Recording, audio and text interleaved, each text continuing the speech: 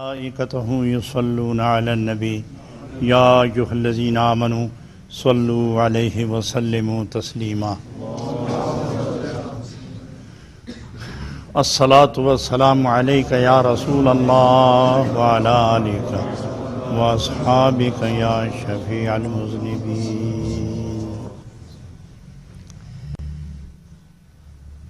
معزز حاضرین، بڑی سعادت اور بہجت افزا کیفیت ہے کہ اس ماہ مقدس میں جہاں ہر جگہ ذکر اللہ اور ذکر نبی، ارشادات قرآن اور فرمودات محمدی کے جلووں سے بیان کرنے والا اور سننے والے تمام کے سینے روشن ہو رہے ہیں۔ یہ سارا مہینہ تصوف کی جلوہ گری کا مہینہ ہے۔ از اول تا آخر یہ 29 یا 30 دن یہ تصوف کا زمانہ ہے۔ میں اصل موضوع سے ہٹنا نہیں چاہوں گا، لیکن یہ محبت والوں کی یہ مختصر، جاندار اور حسین اور پرکشش محفل کا تقاضا ہے کہ میں کچھ تمثیلات بیان کیے بغیر میں نظر کتاب میرے اور آپ کے درمیان سلسلہ گفتگو کی بقا کا وسیلہ بننے والی یہ کتاب، اسے مثنوی مولانا روم کہتے ہیں۔ قرآن عظیم کے بعد، احادیث مصطفی صلی اللہ علیہ وسلم کے بعد دنیا علم و عرفان میں مثنوی کو جو مقام حاصل ہے اسے اہل دل اچھا جانتے ہیں۔ حضرت جلال الدین رومی، یہ ان کا لقب ہے، اصل نام ان کا محمد ہے۔ یہ حضرت ابوبکر صدیق رضی اللہ تعالی عنہ کی اولاد میں سے ہیں۔ جلال الدین یہ آپ کا لقب ہے۔ آپ کے علمی فیضان اور جلال نے طبی استقلال اور تمانیت نے جس طرح رخ کیا، پہاڑوں کے کلیجے جر گئے، اور جس طرف آپ نے رخ کیا دل متوکل ہوئے، زبانیں شاکر ہوئیں، روحیں بیدار ہوئیں، نفس مطمئن ہوا، اور بچھڑا ہوا انسان اپنے مالک کو پانے میں کامیاب ہوا۔ آپ اصل میں بلخ کے رہنے والے تھے، اور آپ کے والد گرامی حسین، یہ خوارزم شاہ جو افغانستان سے لے کر عراق تک یہ تمام ایک ہی سلطنت تھی، اور اس سلطنت کے وہ سلطان، بادشاہ اور حاکم تھے۔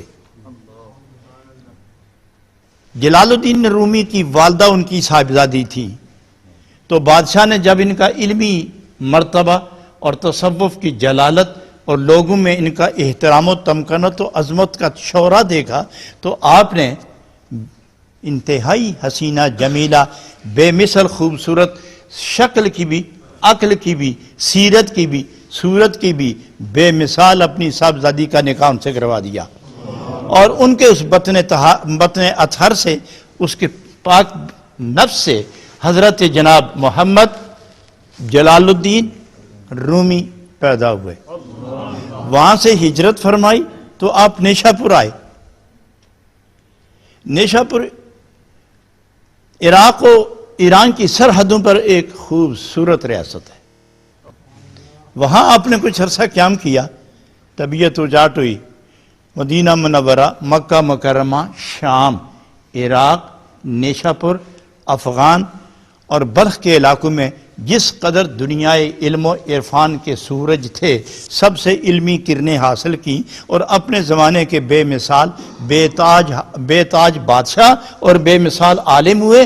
وہاں جب نیشا پور میں ٹھہرے تو اپنے والد گرامی سے عرض کیا کہ یہاں دل نہیں لگتا، اور والد گرامی فرمانے لگے بیٹے میرے بھی یہی کیفیت ہے، چلو یہاں سے نکلتے ہیں، سیدھے قونیہ چلے آئے۔ جب قونیہ آئے تو وہیں کے ہو کے رہ گئے۔ تو جوانی کا وقت تھا، جوانی کی عمر تھی، تو آپ نے تدریس شروع کر دی، حدیث پاک پڑھانا، قرآن پاک پڑھانا، فقہ پڑھانا، اصول پڑھانا، صرف پڑھانا، نحو پڑھانا، منطق پڑھانا، تمام متداولہ علوم، 50 قسم کے علوم کے آپ عالم تھے، اور وہ آپ پڑھاتے چلے گئے۔ اور آپ نے پھر ایک کتاب لکھی، اس اشعار میں ایک کتاب لکھی، اس کتاب میں 50,000 اشعار لکھے۔ وہ ایک کتاب ہے جس میں 50,000 اشعار ہے، لیکن طبیعت میں جولانی کیفیت، جلن، تڑپ، پھڑک، سوز، گداز، جیسے کہ کسی مہمان محبوب کی آمد ہو اور آدمی بے قرار ہو۔ ابھی تک اتنے شہرا آفاق عالم ہونے کے باوجود اطمینان میں جسر نہ آیا۔ ادھر حضرت شمس تبریز یہ گلی گلی پھر رہے تھے کہ کوئی ملے کہ امانت دوں، میں بھی تھک گیا ہوں امانت سنبھالے سنبھالے، کوئی ملے۔ تو حضرت شمس الدین تبریز رحمت اللہ علیہ کو ایک درویش کامل صاحب اسرار آگاہ حق آگاہ نے چپکے سے فرمایا کہ جس کو تم تلاش کرتے ہو یہاں نہیں ملے گا، تمہیں قونیہ جانا پڑے گا، قونیہ جانا پڑے گا، اور وہ بھی ادھر بے قرار ہے، تم ادھر بے قرار ہو، جاؤ۔ حضرت شمس الدین تبریز اٹھے، کشاں کشاں دوڑتے اٹھتے، خیزاں افتاں، بھاگتے بیٹھتے لیٹتے جاگتے، دوڑتے ہوئے آپ جا رہے تھے کہ میں اپنی امانت اس کے حوالے کر دوں، اور میں اکیلا ہوں تصوف میں، اس اپنے رنگ و روپ میں، اپنی کیفیت و سرور میں تنہا ہوں، مجھے صرف ایک ہی مرید چاہیے جو مشرق سے لے کر مغرب تک میرے اس نورانی فیض کو تقسیم کر دے۔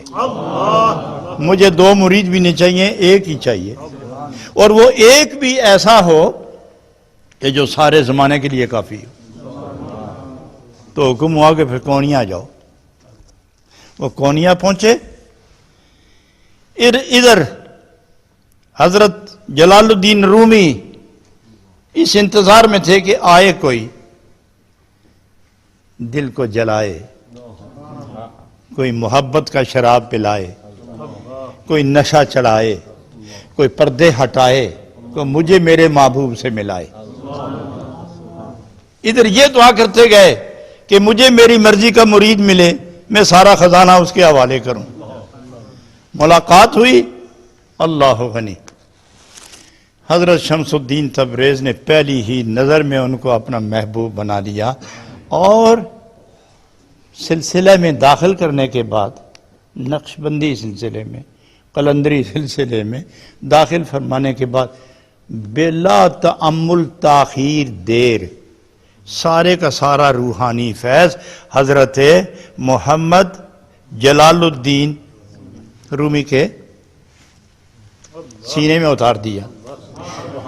حضرت یہ کبھی نظر سے فیض چلتا ہے، کبھی زبان سے، کچھ کہا تو گل کھل گیا، یا دیکھا تو بستیاں آباد ہو گئیں، یا اس کو پکڑ کے سینے سے لگایا، سارے حجابات ہٹائے اور مقام عرفہ و اعلیٰ پہ فائز کر دیا۔ جیسے سید عالم صلی اللہ علیہ وسلم نے فرمایا، ما سب اللہ فی قلبی سببتہ فی قلب ابی بکر صدیق رضی اللہ تعالی عنہ، جو اللہ نے میرے سینے میں ڈالا ہے میں نے سارے کا سارا صدیق اکبر کے سینے میں ڈال دیا ہے۔ تو وہ یہ سینہ بسینہ فیضان یوں تقسیم ہوتے ہیں کہ جس طرح ادھر صدیق اکبر کے سینے میں فیضان نبوت منتقل ہوا، اسی صدیق اکبر کی اولاد میں سے جلال الدین رومی کے سینے میں شمس الدین تبریزی نے سارا فیضان اتار دیا۔ حضرات گرامی، اب پڑھنا جلسے جلوس، تقاریر اور ہزاروں اور سینکڑوں کے اجتماع میں درس و دروس کا سلسلہ یہ تو ہوا ختم۔ اب پریشانی، حیرانی اور طلب بڑھتی چلی گئی، آگ لگتی گئی، طلب بڑھتی گئی، طلب پھڑک کا جو سلسلہ شروع ہوا، اللہ غنی۔ حضرات اس موقع پر حضرت شمس الدین تبریز حالات دیکھے تو غائب ہو گئے. وہ کونیا سے نکلے دمشق چلے گئے, شام کے علاقے میں چلے گئے. ادھر یہ بے چین ہو گئے, نہ رات کھانا, نہ دن کھانا, نہ صبح کھانا, نہ شام کھانا, رونا تڑپنا. یہ قصہ تھا. کہاں گیا میرا محبوب؟ محبوب کے سوا در و دیوار آئی نہ شد از کثرت شوق, ہر کجا میں نی گرم روئے تورا میں بینم. محبت جب انتہا پر پہنچ جائے تو پھر در و دیوار شیشہ بن جاتے ہیں, اور اس میں بھی محبوب کی صورت نظر آتی ہے. اور جب اس طرح بڑھتا گیا شوق محبت کی جولانیاں بڑھتی چلی گئیں, طوفانوں ہی جان بڑھتے چلے گئے, تو لوگوں نے چاہا کہ ہم حضرت شمس الدین تبریز کو ہم دمشق سے واپس لائیں. بہرحال ایک دفعہ بڑی مشکل سے راضی کر کے ان کو لایا گیا.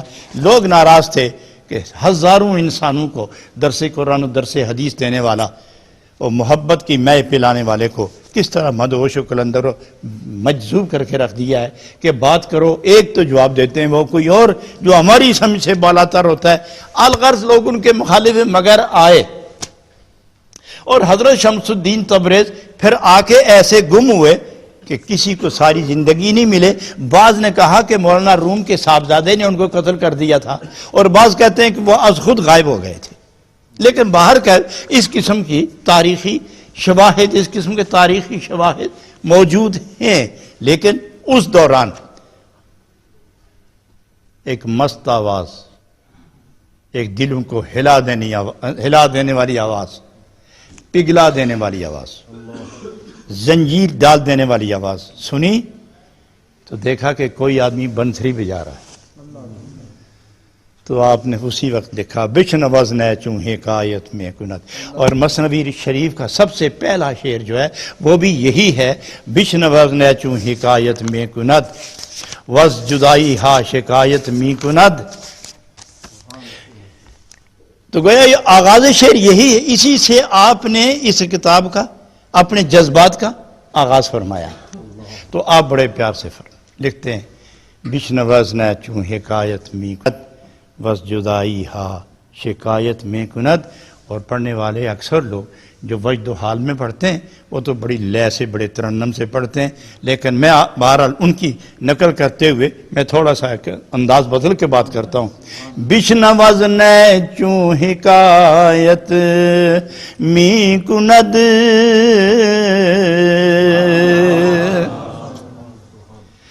بشنوز نئے چوں حکایت می کند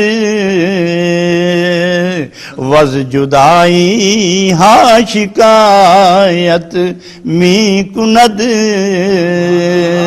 وز جدائی ہا شکایت می کند. سبحان اللہ و بحمدہ. شاد فرماتے ہیں گوشے ہوش رکھنے والوں, کلام سمجھنے میں امتیاز برتنے والوں, عقل سے ہی رکھنے والوں, ذرا غور تو کرو. سلیم الفطرت مزاج لوگ, میں تمہیں دعوت دیتا ہوں سوچ تو کرو. یہ بنسری کی آواز ہے, یہ کیا کہہ رہی ہے؟ کسی نے کہہ دیا بنسری کی آواز تو نہیں. اگر بنسری کی آواز ہے تو ہم چھوڑتے ہیں بنسری کو, وہ بولتی کیوں نہیں؟ یہ تو جس نے پھونک ماری وہ اس کا درد ہے, وہ رو رہا ہے.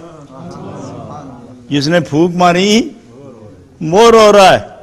تو آپ نے فرمایا اگر وہی رو رہا ہے تو پھر میں یہ سوٹی دیتا ہوں, کہو کہ منہ کے ساتھ لگا کے پھونک مارے, ہم اس کے رونے کا اندازہ کر لیں گے.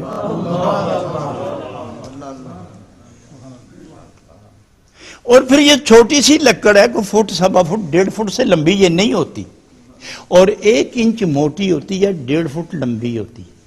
یہ اس درخت میں سے جس کا وہ تنا بہت صاف ہو, باریک چھلکا ہو, تنا بہت صاف ہو, داغدار نہ ہو, اس کو کاٹتے ہیں اور سائے میں خشک کرتے ہیں, دھوپ بھی نہیں لگنے دیتے, سائے میں خشک کرتے ہیں. تو فرمایا بات سنو, اگر یہ بولنے میں پھونک مارنے والے کی آواز ہے تو ہر لکڑی کو پھونک کیوں نہیں مارتا؟ پھر یہ دو لکڑی ہیں 1.5 فٹ دونوں لمبی، ایک ایک انچ دونوں موٹی، ایک دونوں کو رنگ لگا ہوا ہے، مگر ایک کو بنسری کہتے ہیں اور ایک کو ویسے ہی ڈنڈا کہتے ہیں۔ اس دوسرے کو کیوں یہ دونوں ایک ہی درخت سے ایک ہی شاخ کے دو ایسے ہیں، ایک بنسری ہے اور ایک ڈنڈا ہے، لمبا رول سا پکڑا ہوا ہے، ڈنڈا پکڑا اور ایک بنسری ہے۔ جو دیکھتا ہے بنسری، جو دیکھے بجانی آئے کہ نہ آئے مگر جانتا ہے بنسری ہے، اور دوسرے کو ہاتھ لگا کے کہتا ہے ڈنڈا ہے، اور دوسرے کو پکڑ کے کہتا ہے بنسری ہے۔ ارے تو بنسری کب بنی؟ بنسری کب بنی ہے؟ اور تو بنسری بنی تو پتہ چلا نا کہ تو بچھڑ کے آئی ہے کہیں سے، کب بنی؟ تو یہ کاریگر لوگ خوش کر کے تو برمے کے ساتھ سوراخ کرتے ہیں، سوراخ اسی کے اندر سوراخ کرتے ہیں، پھیرتے ہیں، اور وہ آہستہ آہستہ آہستہ کاٹتا ہوا وہ برما دوسری طرف نکلتا ہے اور اندر سے صاف ہو جاتی ہے۔ پھر اس کو آگے پیچھے اوپر نیچے دائیں بائیں جہاں مناسب ہوتا ہے سوراخ نکال لیتے ہیں، اور منہ میں رکھنے کے لیے اس کا ایک شکل مخروطی بنا لیتے ہیں۔ جب وہ پھونک مارتا ہے تو اس میں سے آواز آتی ہے۔ اب وہ کہتی کہ اے مجھے اپنے ہاتھ میں پکڑنے والے آدمی، تو مجھے قید کر کے رکھتا ہے لیکن میرا درد سن، تو مجھے محبوب سے کاٹ کے لایا ہے، جب تک میں اپنے محبوب سے نہ ملوں گی اس وقت تک میں پکارتی رہوں گی۔ اب اس لیے جناب رومی فرماتے ہیں بشنوز نے چوں حکایت می کند، بشنوز نے چوں حکایت می کند، وز جدائی ہاں شکایت می کند۔ پکڑی تو نے اپنے ہاتھ میں پکڑی ہے لیکن وہ رو رہی ہے، کہاں ہے میرا محبوب؟ اب اس کی تشریحات میں جو حضرات مثنوی کے شرح لکھتے ہیں 4 شرح اس کے موجود ہیں، بڑے جامع قسم کے۔ ان 4 نے لکھا ہے کہ یہ بنسری سے مراد روح ہے، بنسری سے مراد روح ہے، اور پکڑنے جس نے ہاتھوں میں پکڑ رکھا ہے اس سے مراد جسم ہے، جسم اور جگہ کا، روح اور جگہ کی، روح قرب خدا کی لذتوں سے آشنا مخمور رہنے والی، صبح شام جلووں کی بہار دیکھنے والی، صبح و شام محبوب کے دیدار سے فیضیاب ہونے، جب سے اتر کے تیرے اندر آئی ہے یہ روح قید ہو گئی ہے، صبح و شام فریاد کر رہی ہے کہ کاش کہ میں تجھے آزادی اور رہائی حاصل کروں، پھر میں اپنی منزل پہ جا کے اپنے بچھڑے ہوئے محبوب کو دیکھ لوں۔ حضرات گرامی، ایک تشریح اور بھی ہے، یہ اگرچہ آپ کو ان شرح میں نہیں ملے گی، یہ جو 4 شرح میں نے گنے ہیں ان 4 میں یہ آپ کو نہیں ملے گی، یہ میری ذاتی تحقیق ہے۔ بے شمار میں نے تصوف کی کتابیں پڑھنے کے بعد اس پر جو تفریح بٹھائی ہے وہ میں عرض کرنے لگا ہوں، وہ یہ ہے کہ بنسری بنی کب؟ جب سوراخ ہوئی، پاک پاک ہو گئی، جب اندر کوئی چیز پردے کی نہیں رہی، برما پھر گیا، اوزار پھر گئے، اندر سے پاک ہو گئی، سوراخ ہو گئی، پھونک ماری تو درد کی آواز نکلی۔ تو کہنے والا یہ کہتا ہے کہ اگر لکڑی اندر سے صاف ہو کے پاک ہو جائے اور پھونک مارو تو درد کی آواز آئے، تو تیرے اندر بھی اللہ کا عشق حق کا برما پھر کے تجھے بھی پاک کر دے تو کیا تیرے بال بال سے بھی اللہ اللہ کی آواز نہ آئے گی؟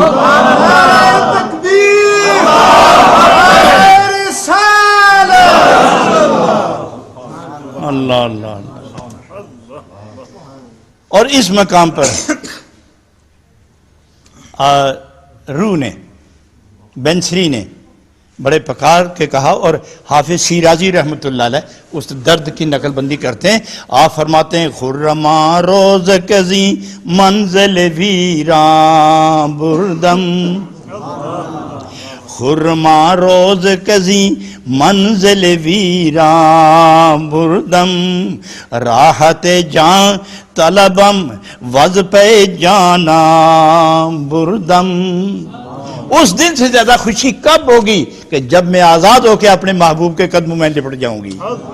الغرض یہ ساری جو کہانی ہے یہ روح اور جسم کی ہے، اور جناب مولانا روم رحمت اللہ علیہ نے انسان کو انسانیت کے درجے پر فائز دیکھنے کے لیے بینسری کا ذکر درد چھیڑ کر یہ سمجھانا چاہا تھا کہ تم بھی اللہ کے ذکر اور عشق رسول میں ڈوب کر ایک مر کے نئی زندگی حاصل کرو، تاکہ جو پردے ہیں یہ ختم ہو جائیں، جو رکاوٹیں ہیں یہ دور ہو جائیں، جو حجاب ہے یہ ختم ہو جائے، جو کثافت ہے یہ دور ہو جائے. اور جب تم بالکل پاک ہو جاؤ گے، صاف ہو جاؤ گے، تو ازلی پاک کی بارگاہ میں تم رسائی حاصل کر لو گے. اور جب درمیان میں سے پردے اٹھ جائیں گے تو محبوب حقیقی آپ کو اپنے جمال کا دیدار عطا فرما دے گا. بشن وزن چوں حکایت مد وز جدائی ہا شکایت میں کند. ابتدا کی یہ ابتدا ہے، آج اسی پر میں اکتفا کرتا ہوں. کل انشاءاللہ اسی اشعار کے جو تشریحی طور پر آگے لکھا گیا انشاءاللہ اس کی تحقیق و تشریح ہوگی. دروشی پڑھیے اللہم صلی علی سیدنا محمد وعلی آل سیدنا محمد وبارک وسلم وصلی علیہ. اور اگر تراویح کا سلسلہ نہ ہوتا، رمضان نہ ہوتا، تو میں بات اور بھی چھیڑ کے لمبی کرتا. وہ اس لیے چاہتا ہوں کہ بات تھوڑی ہو مگر اچھی ہو. لڈو اچھا بنا ہوا تو ایک بھی کافی ہے. الحمدللہ رب العالمین والصلاة والسلام علی سید الانبیاء والمرسلین وعلی آلہ وصحبہ اجمعین. اللہم انی ظلمت نفسی ظلما کثیرا کبیرا ولا یغفر الذنوب الا انت فاغفر لی مغفرۃ من عندک وارحمنی انک انت الغفور الرحیم. وصلی اللہ تعالی علی حبیبہ محمد وآلہ وصحبہ اجمعین برحمتک یا ارحم الراحمین.